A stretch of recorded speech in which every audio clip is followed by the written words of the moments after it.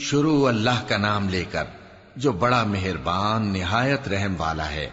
سب تعریف اللہ ہی کے لیے ہے جو سب چیزوں کا مالک ہے، یعنی وہ کہ جو کچھ آسمانوں میں ہے اور جو کچھ زمین میں ہے سب اسی کا ہے، اور آخرت میں بھی اسی کی تعریف ہے، اور وہ حکمت والا ہے، خبردار ہے۔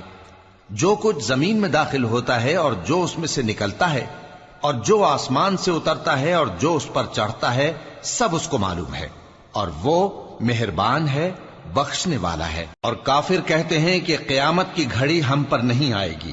کہہ دو کیوں نہیں آئے گی؟ میرے پروردگار کی قسم وہ تم پر ضرور آ کر رہے گی۔ وہ پروردگار غیب کا جاننے والا ہے، ذرہ بھر چیز بھی اس سے پوشیدہ نہیں، نہ آسمانوں میں اور نہ زمین میں، اور کوئی چیز ذرے سے بھی چھوٹی یا بڑی نہیں مگر کتاب روشن میں لکھی ہوئی ہے، اس لیے کہ جو لوگ ایمان لائے اور عمل نیک کرتے رہے ان کو بدلہ دے۔ یہی ہیں جن کے لیے بخشش اور عزت کی روزی ہے، اور جنہوں نے ہماری آیتوں کے بارے میں ہمیں ہرانے کی کوشش کی ان کے لیے سخت درد دینے والے عذاب کی سزا ہے۔ اور جن لوگوں کو علم دیا گیا ہے وہ جانتے ہیں کہ جو قرآن تمہارے پروردگار کی طرف سے تم پر نازل ہوا ہے وہ یقیناً حق ہے، اور اس اللہ کا رستہ بتاتا ہے جو غالب ہے، قابل تعریف ہے۔ اور کافر کہتے ہیں کہ بھلا ہم تمہیں ایسا آدمی بتائیں جو تمہیں خبر دیتا ہے کہ جب تم مر کر بالکل ریزہ ریزہ ہو جاؤ گے تو تم نئے سرے سے پیدا ہوگے؟ یا تو اس نے اللہ پر جھوٹ باندھ لیا ہے یا اسے جنون ہے۔ بات یہ ہے کہ جو لوگ آخرت پر ایمان نہیں رکھتے وہ آفت اور پرلے درجے کی گمراہی میں پڑے ہیں۔ کیا انہوں نے اس کو نہیں دیکھا جو ان کے آگے اور پیچھے ہے، یعنی آسمان اور زمین؟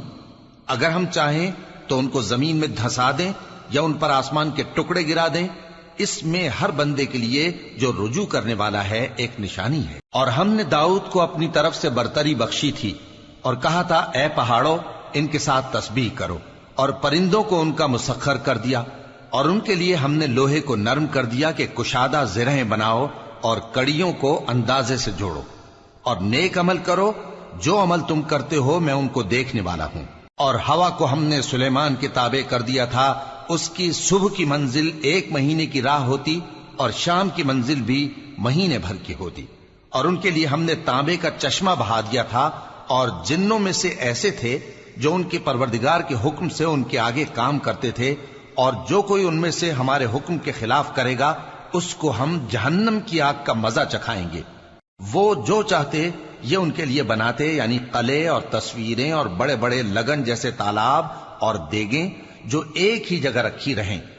اے آل داؤد شکر کرتے رہو، اور میرے بندوں میں شکر گزار تھوڑے ہیں۔ پھر جب ہم نے ان کے لیے موت کا حکم صادر کیا تو کسی چیز سے ان کا مرنا معلوم نہ ہوا مگر گھن کے کیڑے سے جو ان کے عصا کو کھاتا رہا۔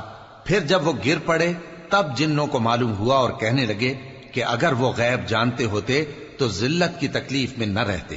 اہل سبا کے لیے ان کے وطن میں ایک نشانی تھی، یعنی 2 باغ، ایک داہنی طرف اور ایک بائیں طرف۔ کہا گیا کہ اپنے پروردگار کا رزق کھاؤ اور اس کا شکر کرو، یہاں تمہارے رہنے کو یہ پاکیزہ علاقہ ہے اور وہاں بڑا بخشنے والا مالک۔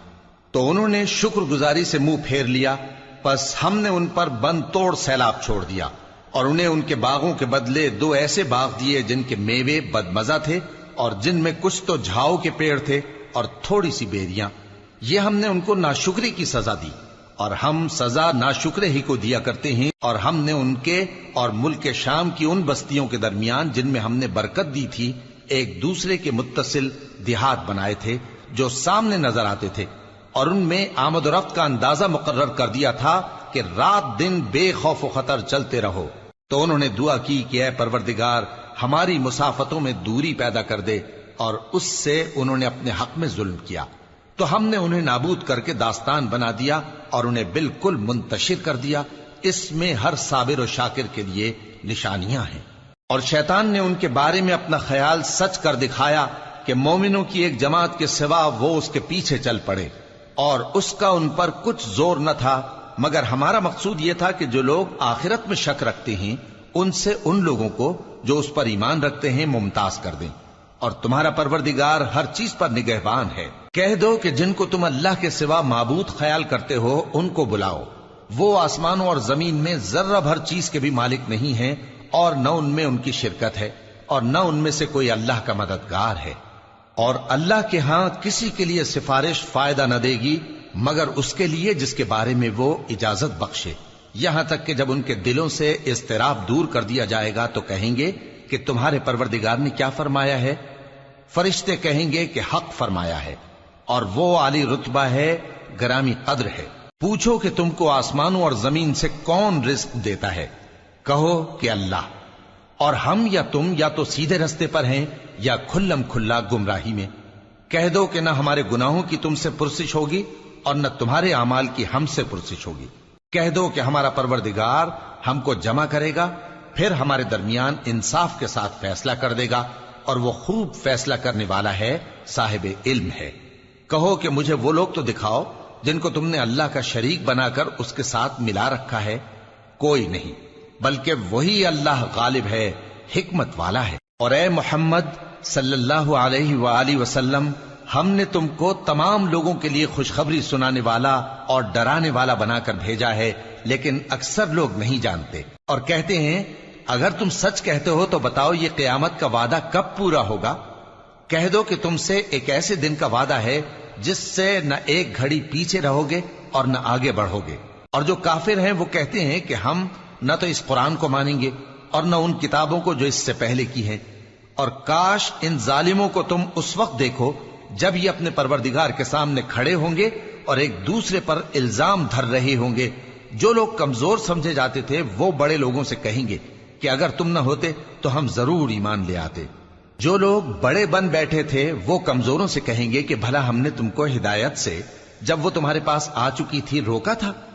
نہیں، بلکہ تم ہی گناہگار تھے۔ اور کمزور لوگ ان بڑے لوگوں سے کہیں گے نہیں، بلکہ تمہاری رات دن کی چالوں نے ہمیں روک رکھا تھا جب تم ہم سے کہتے تھے کہ ہم اللہ سے کفر کریں اور اس کا شریک بنائیں۔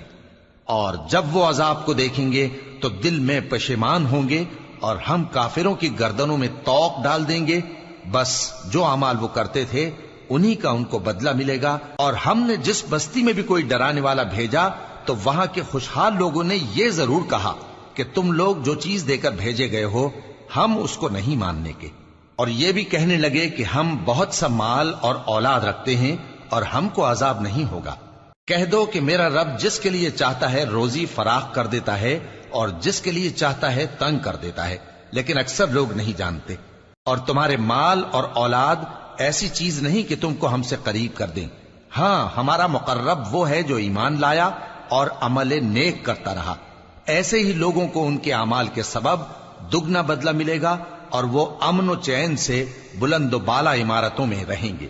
جو لوگ ہماری آیتوں کے سلسلے میں ہمیں ہرانے کی کوشش کرتے ہیں وہ گرفتار عذاب کیے جائیں گے۔ کہہ دو کہ میرا پروردگار اپنے بندوں میں سے جس کے لیے چاہتا ہے روزی فراخ کر دیتا ہے اور جس کے لیے چاہتا ہے تنگ کر دیتا ہے، اور تم جو چیز خرچ کرو گے وہ اس کا تمہیں عوض دے گا، وہ سب سے اچھا رزق دینے والا ہے۔ اور جس دن وہ ان سب کو جمع کرے گا پھر فرشتوں سے فرمائے گا کیا یہ لوگ تم کو پوجا کرتے تھے؟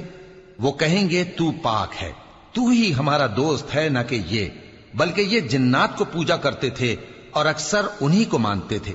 تو آج تم میں سے کوئی کسی کو نفع اور نقصان پہنچانے کا اختیار نہیں رکھتا، اور ہم ظالموں سے کہیں گے کہ اب دوزخ کے عذاب کا جس کو تم جھوٹ سمجھتے تھے مزہ چکھو۔ اور جب ان کو ہماری روشن آیتیں پڑھ کر سنائی جاتی ہیں تو کہتے ہیں یہ ایک ایسا شخص ہے جو چاہتا ہے کہ جن چیزوں کی تمہارے باپ دادا پرستش کیا کرتے تھے ان سے تم کو روک دے۔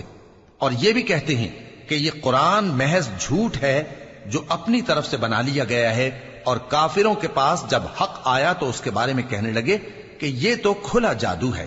اور ہم نے نہ تو ان مشرکوں کو کتابیں دیں جن کو یہ پڑھتے ہوں، اور اے نبی صلی اللہ علیہ وآلہ وسلم نہ تم سے پہلے ان کی طرف کوئی ڈرانے والا بھیجا، اور جو لوگ ان سے پہلے تھے انہوں نے تکذیب کی تھی، اور جو کچھ ہم نے ان کو دیا تھا یہ اس کے 10ویں حصے کو بھی نہیں پہنچے۔